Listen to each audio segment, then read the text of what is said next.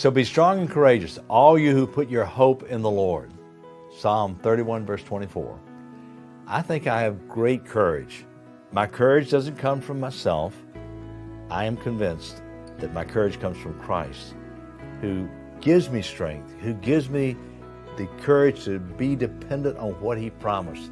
That's what gives me courage. Can courage be developed? Yeah, it can.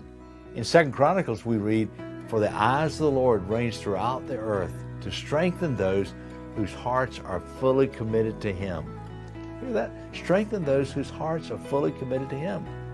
It's this commitment of our lives and hearts to Christ, fully committed to Him, that develops courage. Having faith in God means we put our hope in Him, not in ourselves, not in our ability.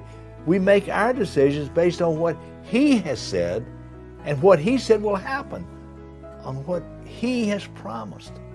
We don't depend on our strength and our resources.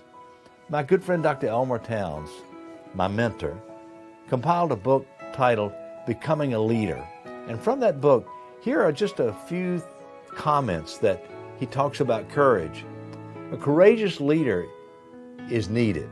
All of us need to be courageous leaders. Some violent breaks from our norm. I mean, hear that. Now, violent breaks from our norm may be necessary.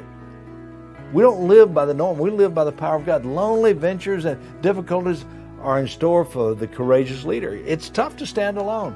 Courage comes from a sense of the presence of God. Can a man or woman be discouraged when he has this sense of the presence with him? Yeah, there are all kinds of examples of that. But put our hope in Him and He gives us courage. A sense of God's presence brings with us the awareness of His strength and resources. If we want to exhibit courage, living as a way of life, we spend time with Him. That's the key. We got to spend time with Him. We learn His promises. We keep our eyes on our mighty God. We recognize His power at work in us. We make the choice. We make the choice now to act relying totally on His greatness, His goodness, and His promises. We put our hope in Him.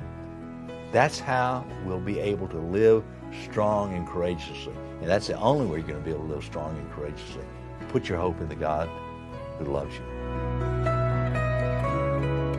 How about a Christian student gap year program to grow in faith, serve others, and travel while earning college credit? Change your life. Visit onelifepath.org.